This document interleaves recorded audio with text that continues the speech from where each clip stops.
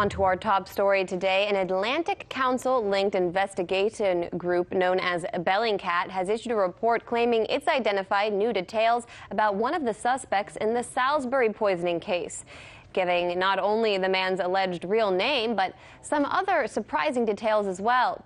RT's Eisa Ali is in London and filed this report. The online blog Bellingcat, which is run by Elliot Higgins, claims to have uncovered one of the two men who were named by the British government as being responsible for March's Novichok attack in Salisbury. Now, the two men were named by the UK as being Alexander Petrov and Ruslan Bashirov. But according to Bellingcat, it's the latter of these two men who they've unmasked. They say his real name is Anatoly Chepiga and that he's a colonel in the GRU. But according to their own source, in the article, an operation like the one in Salisbury would usually be carried out by a low-ranking operative who would be no higher than a captain. Bellingcat have in the past carried out investigations into incidents in the Ukraine and Syria, and it's those incidents and those investigations which have caused people to call into question the veracity of their work. What Bellingcat is doing is nothing more than reading tea leaves.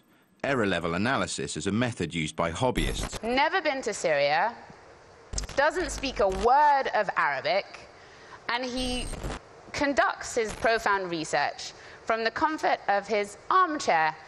The Salisbury incident has been a sore point between the UK and Russian governments, and the UK government have consistently blamed the Russians as being responsible, and that was a theme which repeated itself when Theresa May addressed the United Nations General Assembly. The UK saw the consequences of these norms being eroded in Salisbury this year, when Russia recklessly deployed a nerve agent on our streets.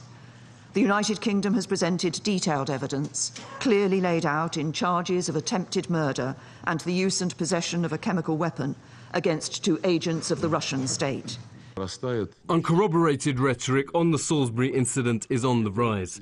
The UK is stubbornly rejecting the idea of a joint investigation with Russia, which we have proposed on numerous occasions. That's despite the fact that such a joint investigation is exactly what's called for in the Chemical Weapons Convention. If they don't want to cooperate, it begs the question then of whether the UK has something to hide. Now, we've heard no official response from authorities here in the UK to those specific allegations in the Bellingcat blog. The police, the Metropolitan Police and the Home Office both having not commented on them. And the Russian government, well, they've consistently denied any involvement in what took place in Salisbury and have called on the UK government to hand over any evidence or intelligence that they've gathered so that they can help with the investigation. With the Skripal poisoning in question, we turn to former UK MP George Galloway for his analysis. George, right off the bat, what was your initial reaction to Bellingcat's findings? Well, this organisation is widely discredited, and this report has no more credibility than their work on the Ukraine or on Syria. This is just scribbling on the internet, really. And when you delve deeper into the photographs and the so-called research that they have done, it's actually bereft of any serious credibility at all. The state-run BBC, however, has picked it up and run with it on the eve of the ruling Conservative Party conference, providing a boost, a fillip, to the Prime Minister Theresa May. And interestingly, the British Defence Secretary initially tweeted his support for his recognition of Bellingcat's work and then promptly deleted it, no doubt advised by people better educated than him, that actually this was a very shaky peg to hang his jacket on. Right. The facial recognition technology work, which other gifted amateurs like Craig Murray, the former British ambassador, have already done, have actually discredited the photographic evidence that Bellingcat has provided in this case. Bellingcat claims to be an independent investigative group. However, its founder, Elliot Higgins, is also listed as a fellow at the NATO and Gulf-funded think tank, the Atlantic Council. Should that raise concerns about his credibility? Well, it makes his credibility zero for any sentient being in the land, and there are many, many millions of those, I can assure you. Anyone who works for the NATO and Gulf-funded Atlantic Council, one recalls the words of the famous English hooker in the Profumo case, Mandy Rice Davis, who, when told that her lover denied ever having slept with her, she said, well, he would say that, wouldn't he? Well, finally, in the little bit of time we have left, George, how do you think the British government could better handle this case?